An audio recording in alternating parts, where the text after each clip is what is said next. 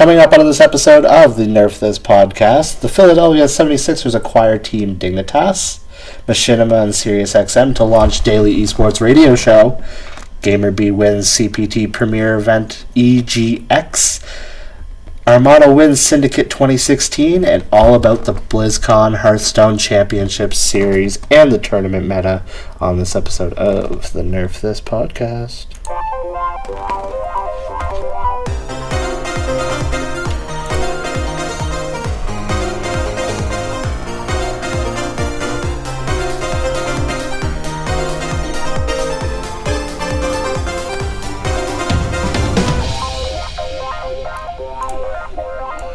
Hello everybody, welcome to this episode of the Nerf This podcast. I'm Corey, I'm sick, joined by Kenny. Hi Kenny.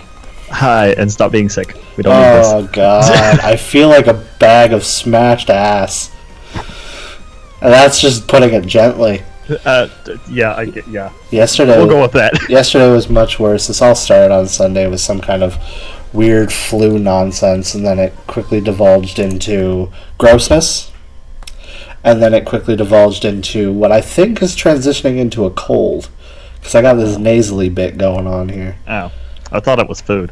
I thought it was food related. I thought it was food related too, but then our boss at work went home sick today too.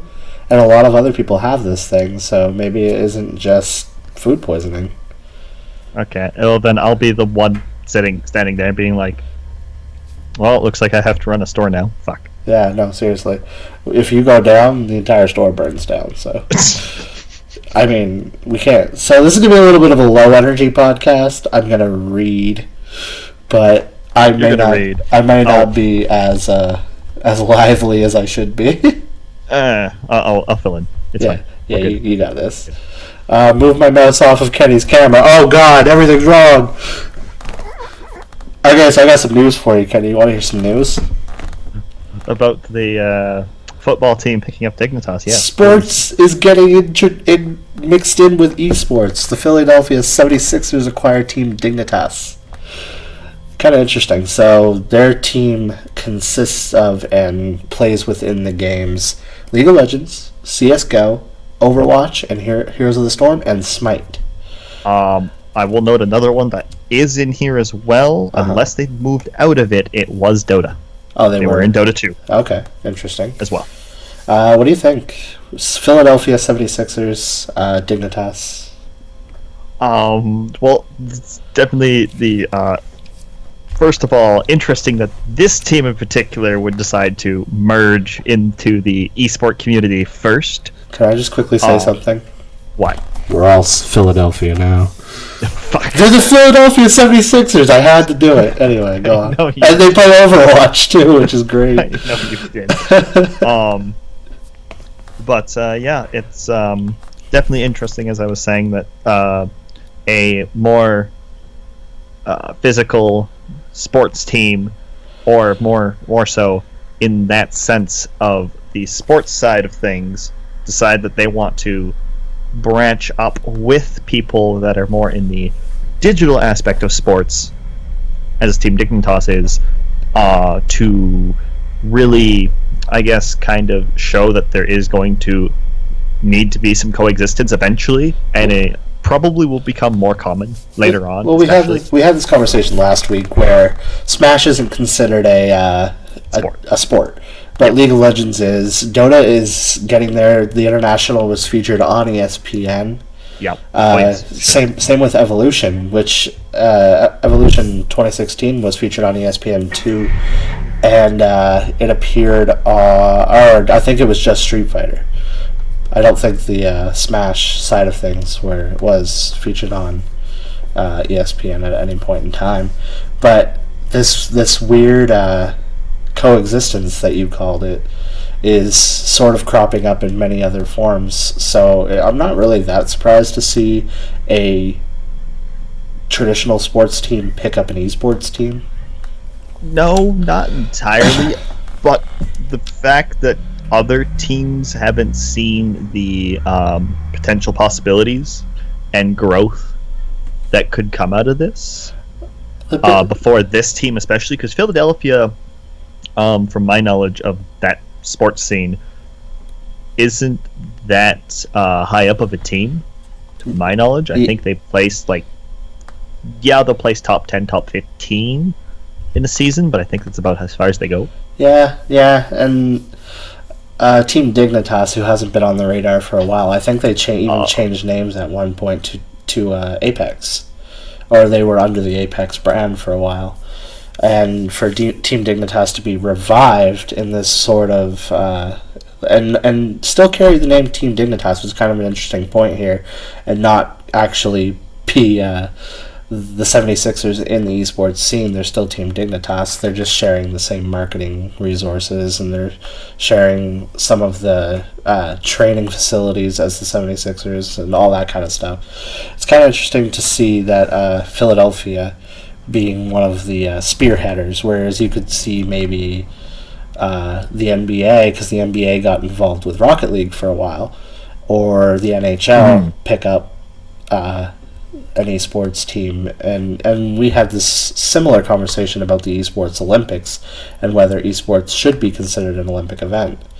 Yeah, exactly. And with teams starting to pick up more of the esports side of groups from the esports side, it's definitely going to seem like the Olympics is going to be a lot more of a closer thing that'll be happening actually a lot sooner than we actually thought, just because of something like this, especially if this ends up spreading in a sense like wildfire.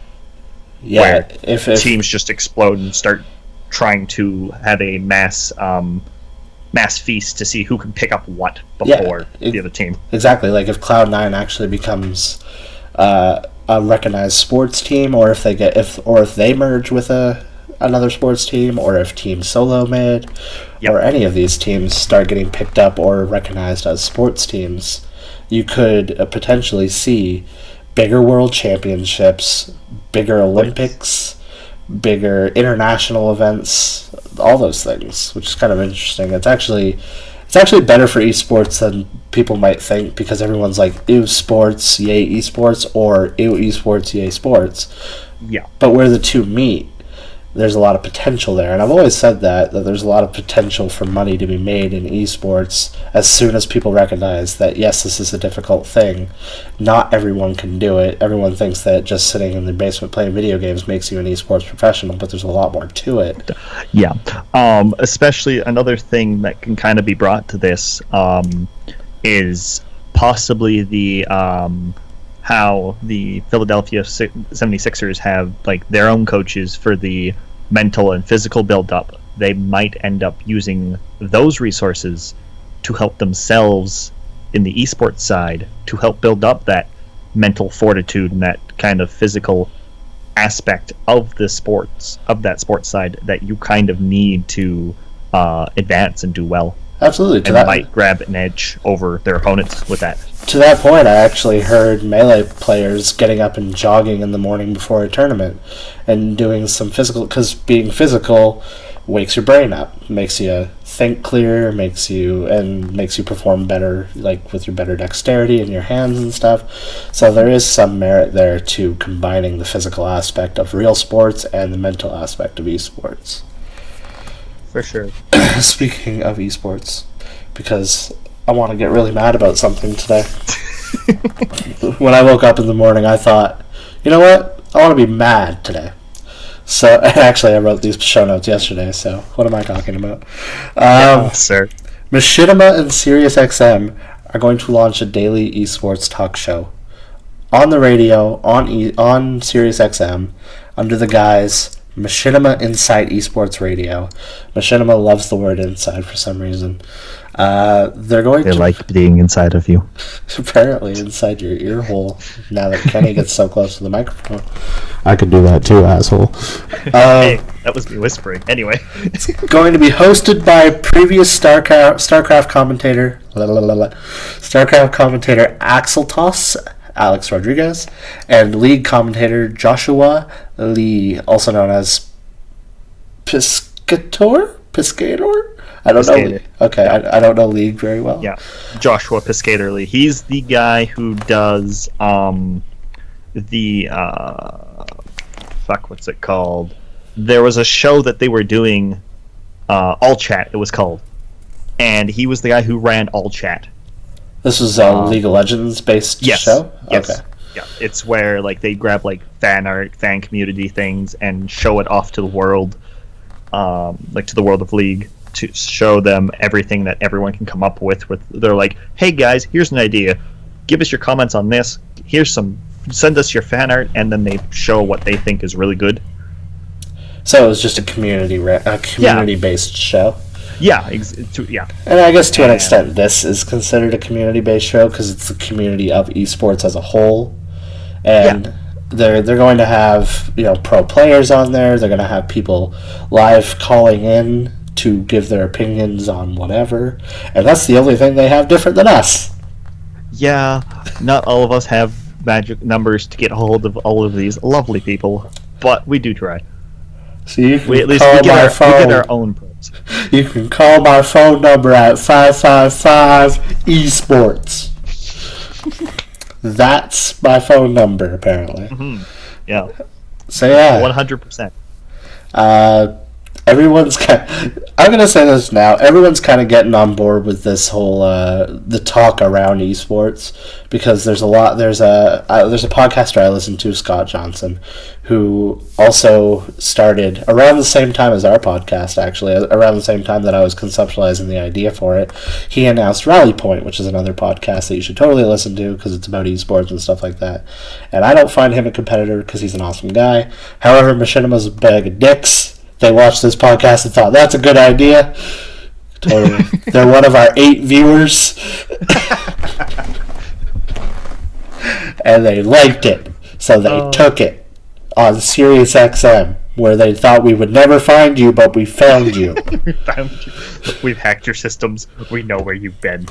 We know where you're going. I'm a smarty pants, and I know it. So that's them. Good for them. Whatever. GamerBee wins a Capcom Pro Tour event. It's EGX. I think it was over in Europe because I might not have been Europe. I didn't read the damn article. This is sick, Corey. Okay, this is a Corey that admits his faults. So that means we're both unprepared as to where this tournament happened. I don't know where the tournament happened, but I know that he beat Reinhardt 3-0, which is pretty surprising because Reinhardt has victories over people like Daigo. He performed well in Street Fighter 4. I loved watching Reinhardt Sagat. But like, who the hell did he play again? And then you mentioned, I was like, oh yeah, Sagat in 4. Yeah. Who does he play now? Sagat is no longer in the pool at the moment. That's a great question.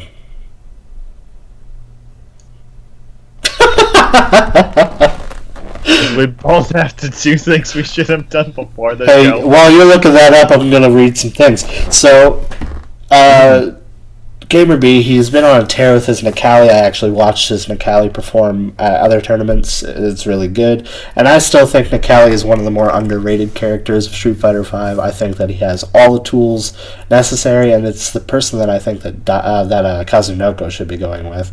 But Kazunoko, I haven't watched recently, but I think that he's still going with Cammy, which I disagree with because I'm a Cammy player, and every Cammy player will tell you that Cammy's bad. But GamerBee actually already placed prior to this event, so winning this event really didn't mean much. It just meant that another person doesn't get an auto qualifier. But the people who placed well at this tournament got ranking points, so that actually means Goichi might have a spot secured for him at Capcom Cup if other tournaments go this way, where people who have already won a guaranteed spot win again. So GamerBee already won Japan Cup last week. That was how he qualified, I believe. Yes. I know he won also, Japan Cup. So many goddamn dashes. Dashes. Are you typing it? I typed it out, yes. Just copy and paste that thing, anyway. It's on my phone, sir. It's a good thing. Oh, it's a good thing that I actually wrote it out because, or it's a good thing that I included the link in the show notes because I just wasn't going to do it because I included so much information about it. Yeah, that would have been bad.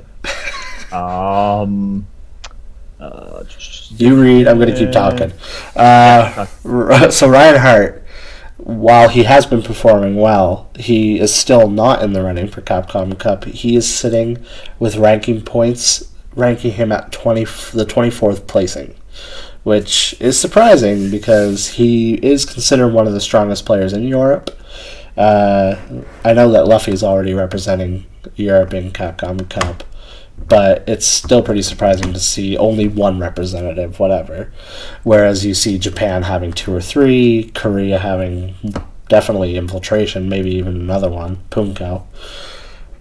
So yeah, strong players not performing as well as everybody thought they would. So yeah, it was in Europe. Okay, good. And who Reinhardt plays now is the only information that we're lacking. Yeah, he went with for this game itself. He went with Guile. Oh, for his to go back to his kind of Sagat playstyle, I guess. Yeah, the spacing fireballs, like really control the ground. Yeah, after game 1 when he got murdered, he's by Nikali because GamerBee wouldn't let him do anything. Yeah, he or just kept pressure on him. That's what he Nikali does. Over to Ken, but couldn't go through defense. So I think Ken is a weak character. I think Guile is great. His fireball game, his combo game with those fireballs and the V trigger and the and his super are all really fantastic. However, Nikali doesn't let you breathe. He doesn't let you back up and throw those fireballs. No. Nikali is in your face. Yeah. We're going to do things now. Yeah. He could be played either way, but typically you see a Nikali player play aggressive. Oh, yes. So, yeah. So that's all you need to know about GamerBee. GamerBee's awesome. He's one of my favorite people to watch. I watched him lose to Momochi at one of the Capcom, one of the Evos. I think it was a couple years back. The big fiasco where 2 years ago, Momochi's stick malfunctioned, and GamerBee still let him play out the match, even though that would have been the tournament for GamerBee. Yep. So GamerBee's a good guy. Yes, and then lost. Sadly. But Steam. What do you expect when Steam is gone from the hype of the match that was there to begin with? Yeah, right. Everybody was riding off this momentum of GamerBee's gonna finally take down Momochi, blah blah blah, and then all hype was killed. Yep. In that split second, all hype was killed. So yeah, speaking of hype being killed, another god won another Smash Major. ARMADA wins Syndicate 2016. So, where's your anger that the Swede won? The hell? I gotta give it to ARMADA because he doesn't play Fox. Well, he does, but not only against certain matchups. I think he'll break out Fox against Mango. I think he'll break out Fox against Jigglypuff. Any Puff that he plays, for sure. But ARMADA, his Peach is something to be admired. Yeah, and also looking over here, kind of what you put in the notes, saying that he, wondering how Westballs threw Game 4 so hard. Threw Game 4 so hard! So Westballs is a pretty momentum-based player, so you think being up 3 stocks, he's just going to take that 4 stock super easily. But ARMADA is a wall. So if Westballs gets in your head, he'll win. He'll make you feel like shit, and he'll just win. But ARMADA, you can't get in his head. So once ARMADA was like, okay, I need to compose myself, he just played, and he outplayed Westballs. And there's a lot of things to be said about Westball's playstyle, where he's super aggressive to a fault. He'll be all over you even if he is fucking up. So if that played into it, which it probably did, that is Westfall's downfall. Westball's downfall. Wow, Westfall's? Gotcha. Yep, totally. ARMADA only lost 2 games and no sets. He never left winner's side, and the only 2 games he dropped were against Westballs. So he had a perfect run. 2-0s and 3-0s. No, not both of them on Westballs, because he 3-1'd Westballs. Oh, right. So one of them must have been somewhere else in top 8. Yeah. Yeah, because sorry, I read Game 4 and thought that he lost 2 games. That was weird.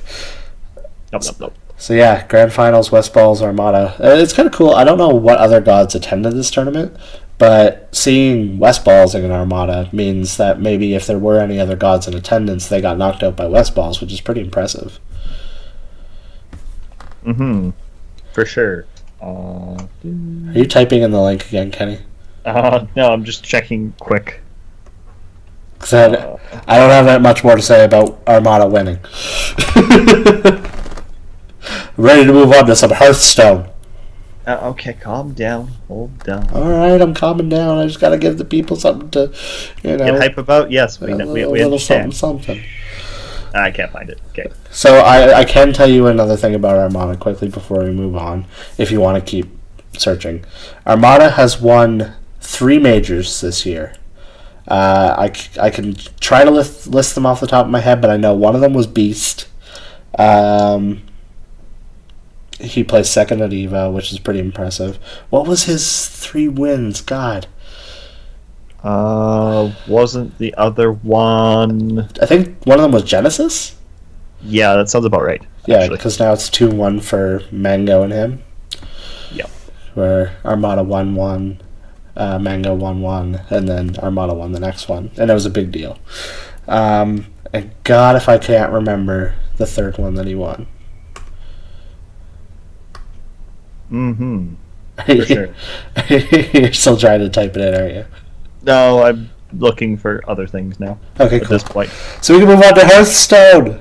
Yes. So this is our major discussion of the day. Hearthstone Championship Series is almost coming to a close with only one more person being decided from both regions to be placed for BLIZZCon. It will be an 8-person roster at BLIZZCon. We already have 6 spots spoken for. Say that 5 times fast.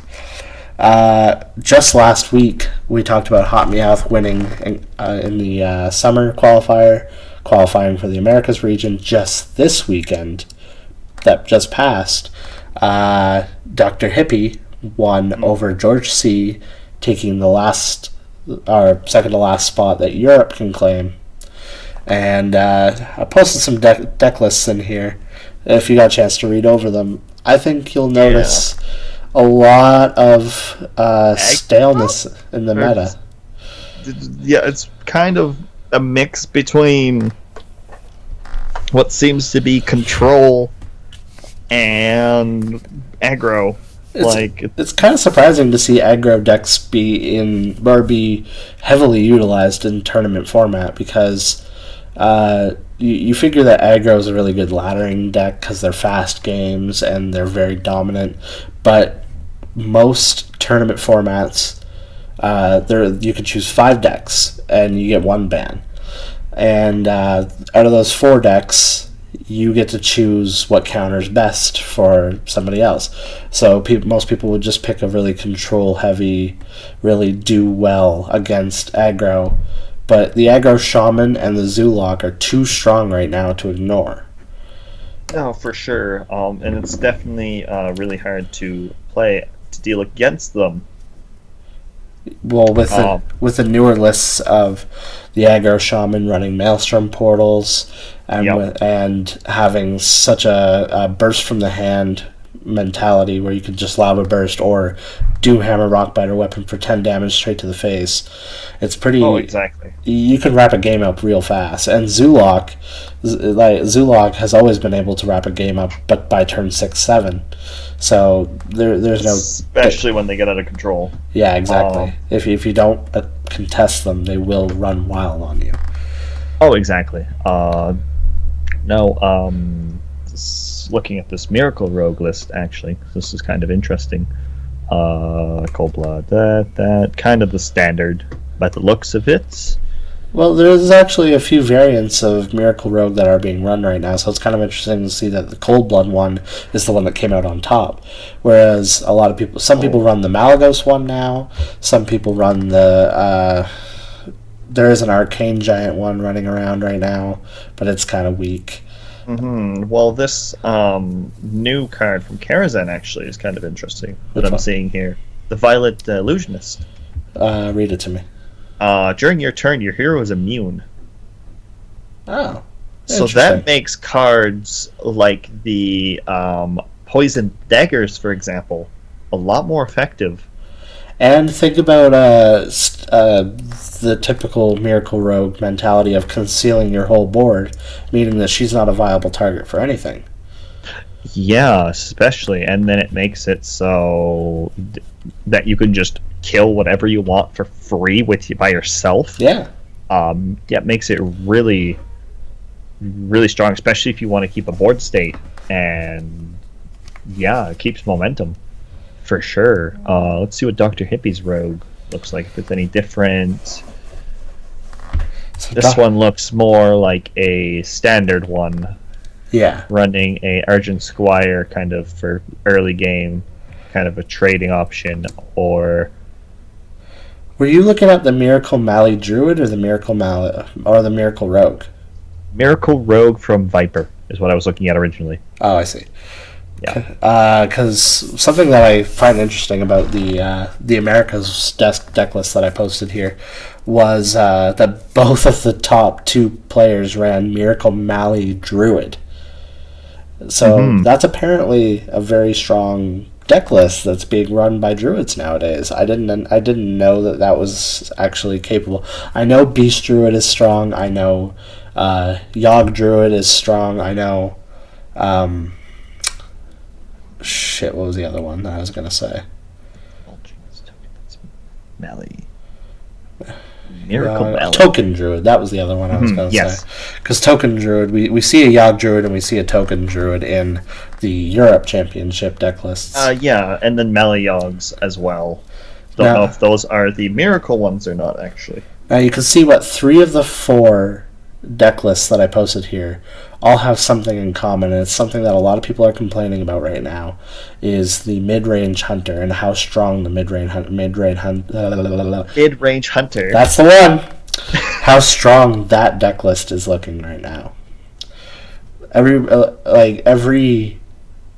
game that I watched yesterday ran a mid-range hunter. Every game that I watched yesterday ran an aggro shaman too. So it's kind of interesting to see how dominant some of these lesser classes are played. But speaking of lesser classes, not a single out of all of the deck lists, not even the ones that I just posted here, not a single priest. Yeah, that is definitely, I guess just because of the kind of aggro meta that it is, it makes it really hard to get to where you need to with a priest, because usually priest doesn't have that strong of early game. Yeah. They try and stabilize by mid game. Yeah. And then late game, they're wonderful. Late game they're dominant. But it seems that just because of the mentality of everything that is in the format for these pro players right now, I guess they're seeing that it's not as feasible or viable as some of the other decks, so they're like, they're finding better uses in other decks, maybe finding better results just because of that. You need kind of the early game push just enough to be able to claw back mid game better than a priest. Yeah. And it seems that they're able to do it for sure. Yeah, it's always, you would always choose a warrior over a priest, because a warrior has so many more answers early game with their 1 mana removal spell, execute, with their fiery war axes, brawl being 5 cost, and clearing everything that ever needed to. Whereas for priest, you got your 5 mana sweepers like Holy Nova, Excavated Evil, Shadow Word Horror. But that doesn't always clear boards, because those are targeted specifically for certain things. Exactly, 2 health, 3 health, or you're relying on spell power, which takes up a deck slot. And exactly. It's always, but I've been noticing a lot of priests on the ladder, so priests aren't completely dead. I've noticed resurrect priests have taken off pretty well. Zoth priests is still a big thing. Oh yeah, that I don't see that ever going away anytime soon, just because of how it created itself. But because of the format of a tournament, the 5 deck format, the 1 ban, blah blah blah blah, Priest is just the weak link here. Exactly, and I'm almost certain that if people usually had a choice to ban something, it'd be like, well, you want to play Priest? Well, we're not going to let you play Priest because we're just going to ban it out every time. Yeah. It's probably the idea behind it as well. But most people don't need to ban Priest. Most people would just say, okay, we'll ban one of your strong deck lists, and I'll just run my aggro shaman against your Priest, and that takes care of your Priest. Yeah, exactly, yeah. Exactly what you were saying. They don't have enough answers for the three mana Trog, or the 3 health Trog that gets huge really fast. Well, you could also sit and hold your Trog because, as we all know, priests have difficulties dealing with four power minions. Exactly. So you overload to 4, and then you're like, okay, I'm just going to punch this in your face now. And then when I want burst, I'll just pump, swing. Pump, lava burst, doom hammer, blah blah. Yeah. And there's nothing a priest can do about that.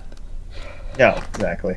What else is on? So I want to talk a little bit about the Europe champion, Dr. Hippie, running one of my favorite deck lists out there right now. He didn't go with the Control Warrior. He went with the Dragon Warrior, which is a bit more mid-rangey, but a little more focused on the early game, and it has charge minions such as Alexstras's Champion. I think that's the name of the card. Yes. And I love that deck list. I think that definitely deserves to be in BlizzCon this year. For sure. Especially with his kind of throwing in that new card from Karazhan, the Curator. Yeah, and the Curator... Okay, so you can never deny... what was it? Is it a 3/6? 4/6? It's a 4/6 taunt. And it draws cards. That draws a specific card. So in every card game, and you can attest to this, draw mechanics are broken.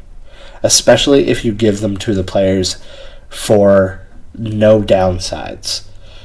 Oh, yes. So you get a 4/6 body with taunt.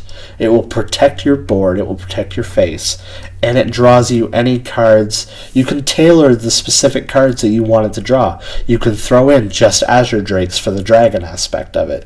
You can throw in just... let's take a hunter list, because I'm lazy and I don't want to look up the Dragon Warrior.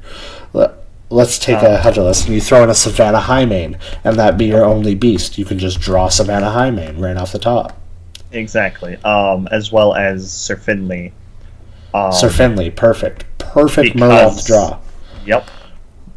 Because sometimes just not drawing it off early, and then you're like, well, I need to switch hero powers now, and oh look, I got the 1 damage I need to do because I can't get through your taunts, and then steady shot or fire blast them to the face. Or if they're going a little more aggro-y because they know they're against an aggro deck, they can always get the Warlock hero power to draw cards faster. Yep, which is what exactly. I see shamans do a lot. And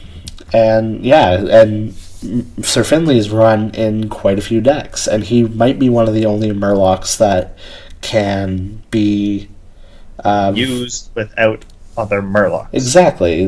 He doesn't rely on the synergy of other Murloc cards to be good. So you have one Sir Finley in there, you have an Azure Drake, and you have a beast that does something good. Stampeding Kodo, maybe, for instance. You play the Curator, you draw all 3 of those tools that you can use at any time. For sure, yeah. No, it's definitely... I think the Curator... Definitely nice. I think the Curator is one of the best cards. Curator, whatever. I have a nasal thing going on. It's fine. I can't speak properly. The words just don't do the thing that I want them to do. Oh, okay. And then on top of it, seeing what it does in this warrior deck, for example, it pulls out exactly your Sir Finley and a taunt on top of it, because it gives you the Fierce Monkey, which is the only beast run in the deck. Exactly. And then you get any dragon of your choice, which then procs whatever else in your deck you need. Yeah, so, I can't remember off the top of my head which dragons are running there. I think Alexstrasza is one of them. No, it does not run the legendary. It runs Draconid Crusher. Oh, Draconid Crusher is perfect for that deck. Crusher. It runs Corrupt. Sorry, not Blackwing Corruptor. It runs Azure Drake. It runs Twilight Drake. It runs Fairy Dragon. Right. Those are the 4 dragons that it runs in the deck. And any one of those is a good pickup from Curator. Oh yeah, exactly. Especially like if you end up late game, pull Draconoid. Oh, well, you're already low enough. Let me throw this really big thing on the board now that you need to answer. Yeah, exactly. Another thing I wanted to note was the lack of Cthulhu in all of the deck lists that have been posted. Thank God. Thank God we're over that hump of the meta. Yes, please. Cthulhu is nice and all, but usually if you can survive his initial he's put on board, and then either take him for yourself or get rid of him, it's just like, so you're going to win how now? Because I just got rid of your answer. It was the only win con of the deck. Exactly. It's just you just pumped up this big ass thing, and then. And I can see why the only Cthulhu deck that we see in here is Cthulhu Warrior, because Cthulhu Warrior doesn't just win con with Cthulhu, it wins cons with out-surviving everybody. Because you have that Cthulhu card. Armor up the ass. Exactly. You have Bran, you have Twin Emperor Veclor, so you get 3 taunts with Bran, or you have Bran and that 6 mana, if your Cthulhu's at 10 attack, gain 10 armor. So you gain 20 armor by dropping this combo, and that's pretty hard for any deck list to deal with. Oh yeah, especially when then they draw answers to everything that you play, so it's like, well, good night. Executes, Fiery War Axes, Gore Howls, you name it. Yeah. They have it. And one of the final decks that I wanted to touch on here was probably something that excites me a lot, is this Karazhan list, the discard lock, which didn't exist before Karazhan came out. It's I don't know what to feel about it. It's like the smallest dust ever list, and it's like, it's very, excuse me? It's very anti-deck. It's very anti what you think a deck would be. You're getting rid of cards, but the cards that you get rid of have a benefit. So if you discard the Silverware Golem, it plays it. If you discard Fist of Jaraxxus, it hits something. And if you discard anything with Malchezaar's Imp on the board... I don't see any Fists in these decks. Oh, really? No. It runs Flame Imp, Malchezaar Imps. Malchezaar Imps are what I was about to say, where if you're discarding, you're drawing, that's perfect. Possessed Villager. Yeah, so it's aggro-y. Yeah, it's an aggro version of it, and then it runs Librarian, Doomguards, Silverware Golems. But that's the only one I see on the 2 deck lists on this Europe side. Yeah. It's a little hard to say whether or not it's... because there's only the 2 lists, so, and they're almost identical. That is the only one that I've seen run. I have seen Fist of Jaraxxus be tried, but I guess since it is a random target, it is kind of hard to guess. To warrant it being in deck, I guess. Exactly, right. When you want certainty. But it gives Soulfire life, because Soulfire was removed from many of the Zoolock lists. It was removed from Handlock. It was removed from Reno Lock. Necessarily all Zoolocks. Some variants of Zoolock will still run it for that final burst. Yeah. But most people will take Leroy or Doomguard over. Oh yes. Over Soulfire. Yeah, almost certainly. So you see all of that. You see a lot of... so the only mage that we see is obviously Freeze Mage. Makes sense. Just they're a big combo. If you can get that combo off, it's 30 damage to the face. So no matter what damage or what health they're sitting at, they're dead anyway. Oh yeah. The only other mage is the Yogg Mage. Oh yeah, you do see a Yogg Mage. I was actually about to bring that up. You see a lot of Yogg Saron, which a lot of people deemed a not competitive card because of how random he is. Yeah, but with the cards that they're throwing in here, for example, like the Babbling Book, it gives the element of your opponent doesn't know what you have, therefore they can't play around what you have anymore. That's something. So I don't call this Yogg Mage. I call it Casino Mage, because you never know what you're gonna get. And you never know if you're going to win. No, but I think from what they've been seeing, just because, sometimes most of these are random mage cards and stuff like that. but most of the mage cards work well with each other anyways. Exactly. So just say you might have, like, oh, I have no board wipes in hand right now. Oh, look. Board wipe. Or yeah, you pop out a Kabbalist Tome and suddenly you have a Blizzard of Flame Strike in your hand and you're good to go. exactly. Or, like, your Babbling Book, for example, comes on the board, and, oh, I have 9 mana left. I have, for example, a Frostbolt in hand. It gave me an Ice Lance. Oh, I have lethal. Yeah, exactly. You could just stumble upon lethal. So that's why I call it Casino Mage, because you can stumble upon a victory. Which is Sure. pretty incredible. So that's kind of the whole deck list side of things that we've been noticing through the tournament format. I wanted to talk a little bit about the all the placings, how everything sort of went down. Things have changed with Karazhan coming out. Things have been kind of strange with Standard lately, and Which I'm working on, Karazhan. I will get there eventually. please do. I'm working on it. I'm almost at 700 gold. I'm like 20 gold away.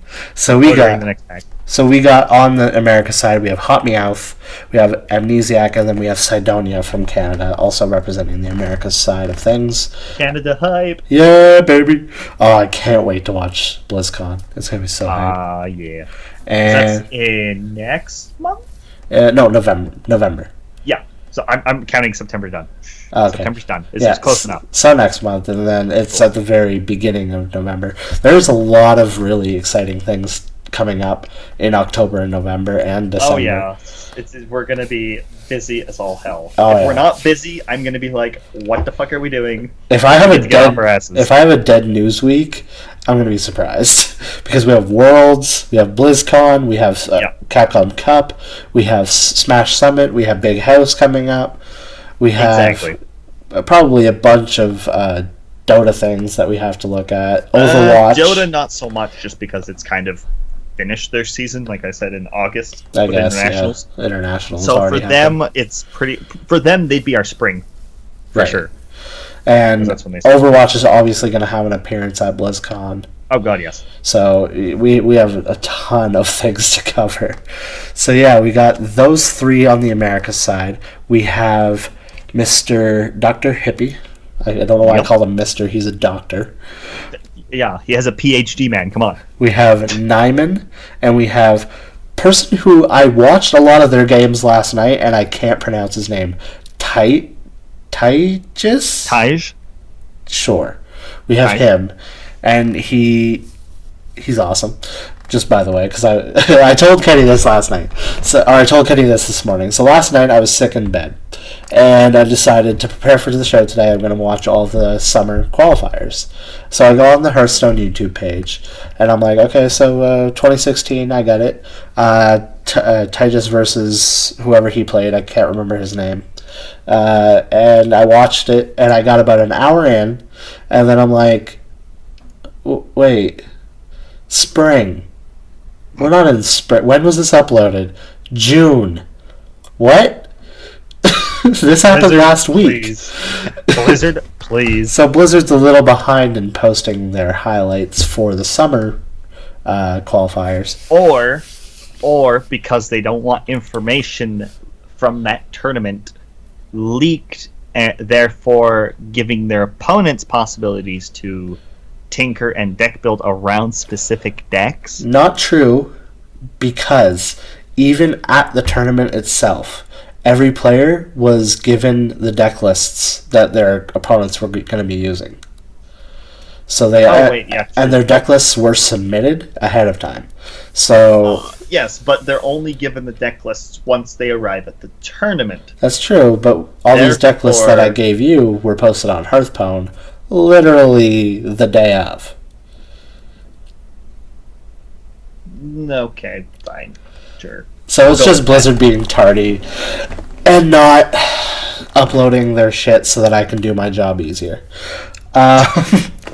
So those are the 6 qualified people already. There are 2 more left, as I said. They're calling this last call. I'm not entirely sure when last call is happening, or if this is based on HCT points. I think the last 2, from what I've been hearing, was off points. I think so, because there's only a month left, like you said. Yeah. so there isn't a lot of time to hold another qualifier and do all the ranking bullshit. So I think Blizzard's just going to grab the first 2 people from both regions who have the most points that haven't already qualified, plop them in BlizzCon, and go, all right, let's do this thing. Because the points have to mean something, right? Oh, yeah. No, exactly. They do. Right now, also the pun I need to do, because this is bad and we haven't seen this card in forever, but everyone needs to get in here. You know what? Okay, so one of the matches that I watched this morning was from 2015 World Championships, just because I wanted to see. It's got Grid Patron. It had Grid Patron all over that bitch, and I was like, "All right, Grid Patron, everybody run Grid Patron, everybody get in here, everyone get in here." I know what it says. I'm not dumb. Yep. So yeah, that's gonna be Hearthstone Championship Series. It's going to be awesome. I for one, so I browse Reddit a lot, and I see a lot of people complaining about the current state of Hearthstone meta, and I agree.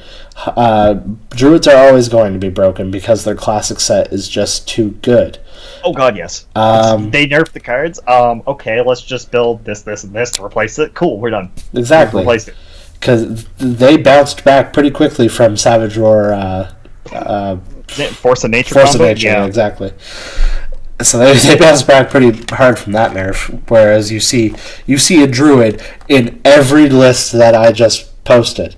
Oh god, yes, every one of them. So they don't care about nerfs. You see rogues have some of the best classic cards that I think. So a Miracle Rogue has to have a huge nerf in order for. Well, also on the other note, because I was looking through the cards the other day. Rogue is the only class, other than when Whispers of the Old Gods came out, that never had a class card go past 5 or 6 cost. Yeah, right. That is true. I think. Yes. There's no other every other class has their legendary that hits higher than 6. Yeah. And most of their legendaries, like Van Cleef is 3. Van Cleef is 3, Gallywix is 5. Zarl is 4. Zarl's 3. No, Zarl's 4. Nope. I will boot up Hearthstone right now. I don't know. It was the same cost as because it's a turn 3 play or coin into it. What? Yep. It's ran in Miracle Rogue anyway. Mm-hmm. Yeah, so Rogue isn't going anywhere anytime soon, no matter what list you run, which is often going to be Miracle Rogue because it's just too powerful with Van Cleef and with Gadgets and Auctioneer. Yeah. And the various forms of Miracle Rogue that you can run just make it too powerful. Mage often has its moments where Freeze Mage is good, Yawg Mage is good, Casino Mage is good, Tempo Mage is good, blah. Mage has its ups and downs. Shaman is going to be... I think Shaman's going to be very hurt by this rotation that's coming up next year. Because Trog's going away. Yup. Totem Golem's going away. All of the cancer. All of the bad shit that we hate about aggro Shaman is going away. So everyone who's complaining about how many Shamans they see on the ladder, chill. Is Whispers of the Old Gods being rotated out first? It's not. That's not Whispers of the Old Gods. Tunnel Trog was from League of Explorers. But wouldn't League of Explorers be coming out when... once Whispers rotates out? Once the next set is released, League of Explorers will be out and BlackRock will be out. So we'll see no more Emperor Tharson. We'll see no more of anything else that's run from BlackRock. I can't remember. And then eventually we won't even see Entomb for priests. That's going to kill a lot of decks, actually. Yeah, right? Because that kills... I almost think it kills... They might pull a magic and reprint some of these under a different name with a little bit of a different ability. But a lot of the strong cards are just going to go away and we're never going to see them again. It's Dr. Boom syndrome, once you see too much of one card running a various amount of decks, like Emperor Tharson, you're not going to see another reprint of that. No. But that's going to be definitely interesting then. And it rotates out the next time a set comes out, which I believe is going to be early next year, because they want Standard to be fresh and exciting. And so far, no, they've just added cards to Standard. They haven't taken any away. True, I guess. It'll be definitely interesting. Yeah, because they also lose. They also lose Tuskar Totemic. Yeah. They lose Thunderbluff Valiant. Which any Totem Shamans out there are going to be pissed, because Totem Shaman just finally became a thing with that thing, and with Totem Golem and all that shit. And thing from below really made Totem Golem strong. Yep. So, Tuskar Totemic going away. This is going to be the last year where everyone says, oh, the meta's stale, but the meta is at its high point where you can have a various amount of decks do well. Yep. We just do see a lot of strong shamans and a lot of strong hunters. You just see a lot of people using what's strong and not experimenting, because they don't realize that they're not going to be able to really soon. Everybody forgets what we had to deal with before. Secret Paladin, Everyfin Paladin, Paladin. Mid-range Druid with Force of Nature Savage Roar. I'm just going to repeat what I said. Paladins, and Paladins.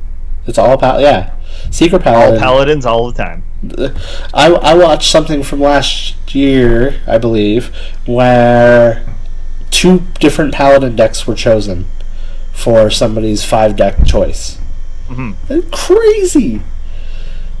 Oh yeah. And now you don't see a single Paladin run. I did watch a game that somebody tried the new version of the Murloc Paladin, but that Murloc Paladin got stomped. Forbidden Murloc? Yeah. Yeah, where they run Forbidden Healing, and they run Lay on Hands, and they can only do 12 damage with their combo. No, they're not running Lay on Hands in this one. It's Light Lord. They're a Mr. Rag. Really? Rag. Because the one that I watched, they ran Lay on Hands, because it's just what Ragnaros Light Lord does anyway, except you draw 3 cards with it. Yeah, Mr. Grey J from that tournament that we were just talking about. On which side, Europe or? Europe. Oh, okay. Interesting. He ran a Barnes, War Leaders, Acolytes of Pain, Pyromancers, Loot Hoarder, Doomsayer, Bluegill Warriors. You know what? Barnes is a good choice there, because Barnes will bring out a 1/1. Say he brings out a 1/1 War Leader. The 1/1 War Leader will die. Everything, it'll bring back a full statted War Leader. Yep. That's pretty interesting. I like that. Or, oh look, I need healing. Ragnaros. Ragnaros Light Lord, yeah. Or a free Ashbringer, because why not? Yeah. I'm surprised that N'Zoth Paladin didn't take off more because of the strong death rattle there. Tyrion Fordring, Sylvanas, Cairn. Yeah, they're all hard to deal with. Priest became your stupid matchup again when it came to that. It just entomb. Because it's just entomb. I can't kill this. Death that. Oh look, there's a Tyrion. Don't care about your Divine Shield because I destroy it. Right? It's as soon as you have effects that go through Divine Shield, it makes most of the cards obsolete. Yeah. I think if we see a bigger Paladin meta, you'll see a bigger Priest meta. Oh yeah, because they kind of counter each other and go hand in hand. Yep. Oh yeah. So that's the only reason you're not seeing Priest right now, is because Priest doesn't go well against, like we said, everything else. Shaman. Quick to aggro. Yeah, Shaman, Warlock, Druid, even Mage, all of those things. You can't really do much as a Priest against them. No. So yeah, Hearthstone. It's a great time for Hearthstone right now. I feel like leading into BlizzCon is going to be one of the most interesting things to watch, especially with all the new cards. Kenny, you look like you have to pee. A little bit. But everyone's homework should be kind of this. Before the meta changes, go out there, make some new decks, maybe post your lists if you find success or if you find failures, post them in the comments below, and maybe one of us can take a look and see fundamentally where we could either make a really strong deck or just fool around and see what results we could get from these. Luckily enough for you, I think that I will be this week streaming my Shadow Resurrect Priest. So you can look for a little priest action if you are missing it from the tournament setting.